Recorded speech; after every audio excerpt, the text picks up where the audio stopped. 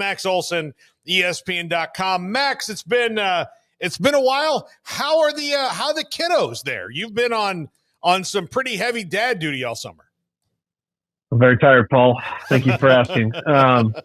Yeah, no, we're good. We're good. We had our daughter in June here, and I got 2 months off of work to go dad mode, girl dad mode to be specific, and that was terrific. And got back to work here at the start of August, just in time for all this craziness. I was hoping that while I was gone, everybody would resolve all of these issues surrounding college athletics, but nope, all of them remain unresolved. And but here we go. Time to kick off the season.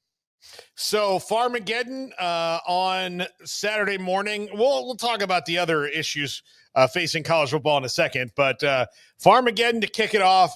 I think it's one of those rivalries that outside the Big 12, a lot of people don't know about. So I think it's really cool that the country's going to get to see it, because these two teams really hate each other. They're going to be all hopped on Guinness, up on Guinness overseas. I think it should be super fun and maybe the best Ireland game we've seen so far. Hard to top what Georgia Tech did to Florida State in last year's Ireland game, Paul. I think this one's going to be the best Ireland game we said. The best Ireland game you wanted to watch. Yes. Yeah.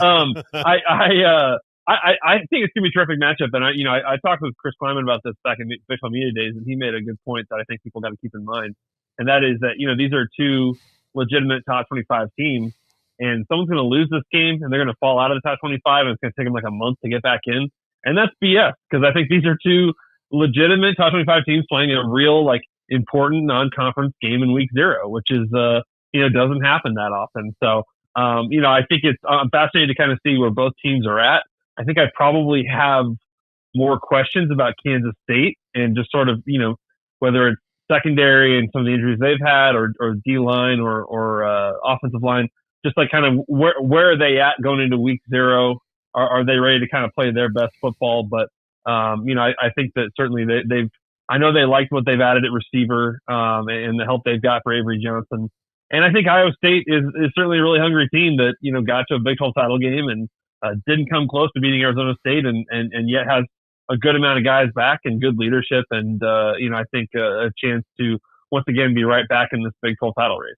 Yeah, I think Iowa State, right, just lost a couple NFL receivers, but you just kind of entrust that Matt Campbell's gonna have the guys. Where do these two teams fall in the Max Olson Big 12 predictions or preseason rankings? I mean, both are getting some nods, especially K-State. I think I've seen pretty often amongst an Arizona State or a Texas Tech. Where do these two kind of fall in your hierarchy, Max? Yeah, I think both probably top 5. They asked us to send in our playoff top 12, our very early preseason just guesstimate. I think that's going to publish here the next day or two on ESPN.com. Sweet. And I went with Texas Tech in the playoff, and I went with Utah stealing a spot too. I think those are probably the two I've got at the top. But man, I think you can make a really strong case for both of these teams. Arizona State, Baylor, there's just a lot of teams that have not just great quarterback play, but a lot coming back and a lot of reason to feel like they can win close games. And that's obviously how you win the conference. So yeah, I think that, I think both Iowa State and K-State are probably a little bit terrified of this game because it's just such a tough challenge to start your season. I think and to what extent will we say I guess we kind of found out about them? I don't know. I think those teams are both going to get better as the year goes on, but I see both of them as legitimate. Look, can they win 9-10 games? Can they get to the playoffs? I think they have the potential. Yeah, and I think in this league too, I mean, you mentioned Baylor, TCU could make it, and I don't think anybody would be shocked by that. But you mentioned Utah, and that has been a team that I've seen more and more as we draw closer to the season, a belief that they're going to bounce back. And obviously that starts with the quarterback position not being a guessing game every single week. So I'm sure that's part of your reasoning, but what's your reasoning overall for why you believe in this Utah resurgence? Yeah, I think that certainly they just had an absolute nightmare of a season in 2024, and I'm sure in some ways they're still trying to get back to what Utah football looks like in a new conference after being so dominant in their final years in the Pac-12. But I love what they did offensively this offseason to bring in Devin Dampier from New Mexico, to bring in Jason Beck with him as the OC. I like what they added in the portal on offense to really get things fixed there. We'll see if they've got difference makers at receiver. I think that's still a lingering question mark, but they certainly have 2 potential first-round picks on the offensive line and just excellent big fellas. I think that's you can't underrate that. I think they're in great shape up front on both sides of the ball, and I like what they've got back on defense. And honestly, talking with those guys in Frisco, like you can just tell, man, that's going to be a veteran team that's really hungry after an awful year in 24. So I like Utah to get right back in the mix here. Do you guys see this breaking news that just hit? Yeah, I'm just about to ask you about it. The SEC has officially announced it, that they're going to go to 9 games. So our long national nightmare is over. Well, it's about as official as it can be without being officially official. But yes, that's where all signs are pointing. So they're going to it. Plus SEC has now announced this. Yep. Okay. So, just literally a minute ago, seen it from Bruce and Feldman and Ross Dellinger and all of that. So there, plus the an annual power opponent creates the strongest and most competitive schedule in college football. Max, aren't you glad that the long-suffering SEC will finally get their just due? Look, you gotta pour one out here for the terrible November FCS games, don't we? Mm-hmm. I called that the SEC special, is what I coined that as. It's that built-in bye week there late in the season. You're replacing that then with another tough SEC game, which is, I think we all love to see that. Like, look, I think this is just one of those things that it's been common sense for a while now, and it's certainly something that has irked the Big Ten and irked others over time. But like, now that we have increased access to the playoff, like, it's okay. It's okay to do this, and you don't have to treat this as, well, this is just adding another loss for half the teams in our conference. I think you have to look at this as like, this is about how, you've got, now that you've added Texas and Oklahoma, you have all these incredible brands and all these incredible matchups. We need as much inventory as possible. And we also, I think it's important too, for like, you look at that conference, like we shouldn't have these situations where certain powerhouses just play like twice a decade. You know what I mean? Like, I think that the fact that you can kind of scramble up these schedules even more and everybody has to end up playing everybody over the course of several years, I just think that's an overall a huge positive, and one that certainly has taken a long time to arrive at. So surely there will be no arguments over the strength of schedule metrics, right? Sure. Yeah. And they got, I mean, I don't know how you guys interpreted this, but it seemed like they were able to get some concessions or gain some ground in terms of how they wanted the CFP committee to evaluate strength of schedule here going forward. And the ACC is expected to follow suit because, again, under protest, they weren't going to do it until everybody was made to do it. I mean, they're going to, like, here's the thing. They've now been backed into the corner, because if the SEC forever could say that we're not doing this because the league is so hard, and we're doing, now that they are, the ACC has no more excuse, and then we can move forward and maybe get to the 5+11, which I don't even know if we need anyway. Right, Max? Yeah. Now, do you look at it and say, if you're at the bottom of the SEC, are you saying, man, this sucks? Because it just gets one game harder to get into a bowl game. I mean, if I'm at Mississippi State, I think I might. I'm trying to build back up or catch up. Yeah, it's going to be harder. Yeah, I think that's like the one thing you kind of risk a little bit. And the SEC, I'm reading this release now, they're still, requiring their schools to schedule at least one, high quality Power 4 non-conference game every year. So. Look, I think that's what you want to see, is them having to play 10 Power 4 games like many of these other leagues. And, that way, when it's all time to judge at-large teams, this is all being compared fairly.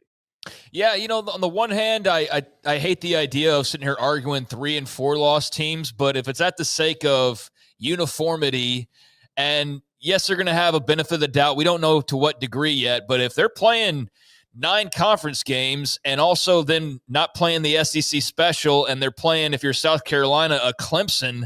Like, it's kind of hard to argue against that when you really walk back from it. As much as we kind of roll our eyes sometimes, like you kind of do have to give them a little bit of leeway for how difficult that may be in any given year.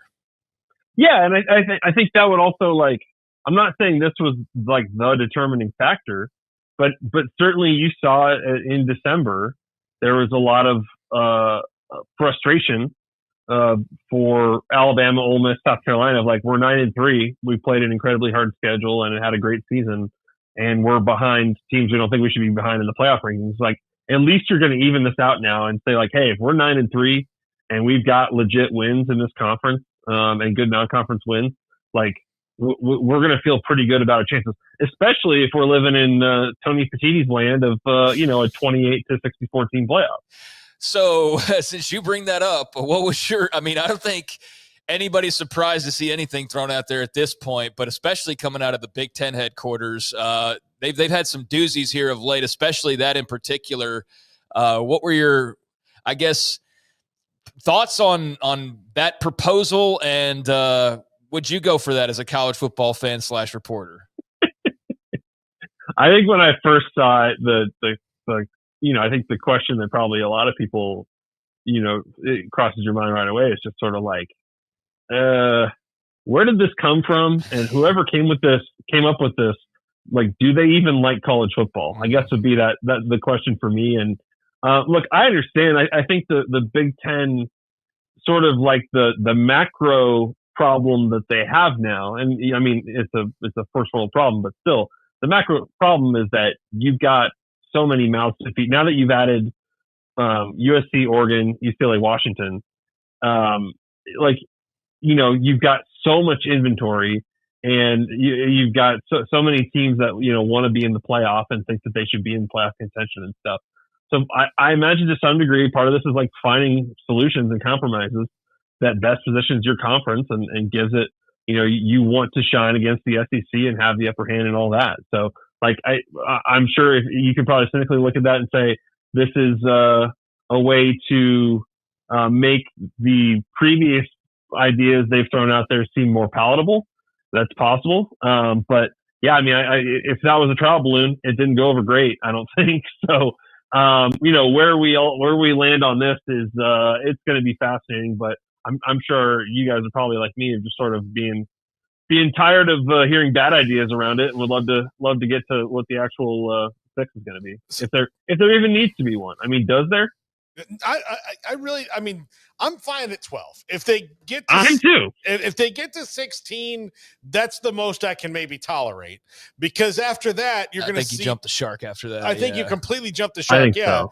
Because then you're going to get more of like, well, we got to make sure that this and this, and like you get more to an invitational than you do an actual playoff. I mean, 16. All right, that's fine. No. Do you guys feel precious about conference title games? Like, do you? Because that's like that's the element of throwing it out there that is at least interesting to think about, which is, should we have these end of the regular season sort of play-in situations in the conference races? Yeah, so that was a really interesting conversation this offseason. I thought some people had some really intriguing ideas where in practice it would be really cool, but I didn't love the way that it devalued the conference title, especially in the scenarios where it was more about the play-in game than it was about the title. But then, Max, I started thinking, it's like these conferences are just so damn big now that, like, what are you taking away? Like, I was all for preserving, like, there needs to be a conference champion and they needed to play.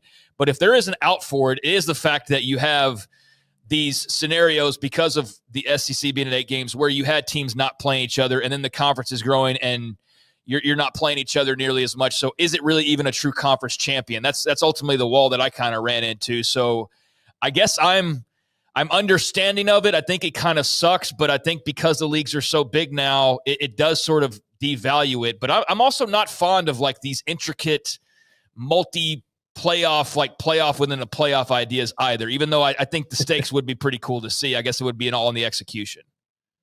Well, it's tough. Like, I think if you're over at Oregon or Georgia, you're not really pounding your chest saying we won the conference championship game. You're saying, man, that sucked that we lost in the first round of the playoff, right? So it's like, as the playoff expands and, like that shifts to being, a different like stretch of a schedule you have to prepare for and try to be successful in and stuff. Like, yeah, I don't know. I don't know where conference title game fits into that. I thought in 2020 it was fun when people figured out like, hey, we can just sort of throw together a final week schedule of conference matchups, and we can do that on short notice and make it work and stuff. That was intriguing when that happened at the time. But to say, hey, let's knock conference title games off the books for that, I don't know. I'm not there yet. But again, I still haven't. No one has twisted my arm and convinced me that we need as many playoff games as humanly possible here. Yeah, Eli Drinkwitz's proposal would have been interesting to me. Where he's like, everybody, you get to this and you play this many from each league, but only if it was like real stakes that like, okay, if Texas is the number 1 seed and they play the number 8 seed, that they're out. Like that's the only way, like otherwise there's no stakes. If you're just doing that to determine who's 5th and 6th place, I don't care who's 5th or 6th place. Like give me 12 teams and that's fine. We can argue about the guys who got snubbed and that's fine. That's what we do every year. But if you're telling me that like the 6th place team in this league is better than the 4th place team in another league, I'm just going to hit my head into a brick wall. or the like, we need to change the dialogue here, and we need to start treating 8 and 4 as playoff worthy. That's the part that makes me groan a bit when I hear that kind of talk. Yeah, that's coming. That's coming this season. Yeah. Best believe that's going to be a part of the conversation, no doubt about it. So yeah, I mean, it does sound cool if you had like South Carolina playing Tennessee and the winner gets a playoff spot and the loser season's done. But yeah, when you get into those scenarios, like Tennessee's in regardless. Like I guess we're still watching for South Carolina, but how much do I care about South Carolina grabbing the 6th spot? Yeah. Or would I rather watch like Georgia, Texas play for a real conference title? Yeah. I think I want to watch Georgia, Texas play for a real conference title, right? Right. Yeah. Right. Yeah. I think part of this is like trying to anticipate that like the longer we do this playoff, the more that like the way we look at the end of the season is going to change. I just don't know that how many of us are really to that point yet of saying like, nope, we got this all wrong. We got to fix this thing. Max, I'll tell you, when I first saw the 26, 28, whatever playoff proposal, I whoever's account tweeted it out that I saw first, I had to make sure it wasn't. I thought it was fake. I thought it was like like one of those like NBA Centel was. Yeah, like one of those things. You're like, oh man, like that's what I thought at first. I was like, no, this is got to be somebody just kind of clowning. Like one of those like. Georgia's going to the Big Ten, kind of a thing. Right. Yeah. I thought it was a meme. You got to check the profiles nowadays on X. You really do. Yeah. It would like Max Olson with a 0, like they're like, oh, you got me. Max Olson with a 0, I didn't want to do that. So Max, what now with a baby in the house, you've done this before with the baby before, but how has your game watching changed now that you have one that's an infant and then one that is every day figuring out how quickly in different ways that they can move? I mean, man, we are going to find out at 11 a.m. on Saturday. I'll tell you that. My 4-year-old generally thinks football is cool, but he's not down. He's not down to sit still for 3 hours. I'll say that. I think the little 2-month-old, we get a bottle of milk going. I think we could chill and watch some football on Saturday. I think that's going to be a good time. But yeah, it's going to be different. It's going to be different. Traveling this fall is going to be different. But it's been a blessing. It's been an awesome summer for sure. Yeah. Well, congratulations, Max. Super happy for you and your family as it continues to grow, and I can't wait to talk to you again. I hope you do get some rest here and there where you can get it. Congrats, man. Hey, thanks, guys. Great to hear from you. All right. That's Max Olson, ESPN.com with us. Michael Bishop in about 10 to 12 minutes.